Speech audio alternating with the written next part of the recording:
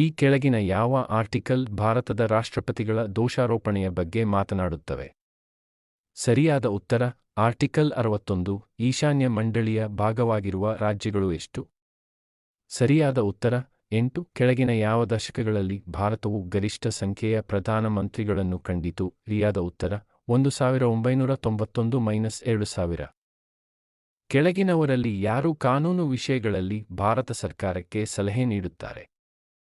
ಸರಿಯಾದ ಉತ್ತರ attorney general. ಭಾರತದ ಸಂವಿಧಾನವು ಕೇಂದ್ರ ಮತ್ತು ರಾಜ್ಯಗಳ ನಡುವಿನ ವಿವಾದಗಳನ್ನು ಈ ಮೂಲಕ ನಿರ್ಣಯಿಸಲು ಭಾರತದ ಸರ್ವೋಚ್ಚ ನ್ಯಾಯಾಲಯಕ್ಕೆ ಅಧಿಕಾರ ನೀಡುತ್ತದೆ.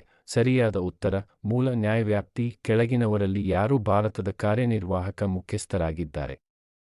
ಸರಿಯಾದ ಉತ್ತರ ರಾಷ್ಟ್ರಪತಿಗಳು. ಪ್ರತಿಪಕ್ಷದ ನಾಯಕನ ನೇಮಕಕ್ಕೆ ರಾಜ್ಯ ಶಾಸಕಾಂಗದಲ್ಲಿ ಕನಿಷ್ಠ ಪ್ರತಿಪಕ್ಷದ ಶಕ್ತಿ ಎಷ್ಟು?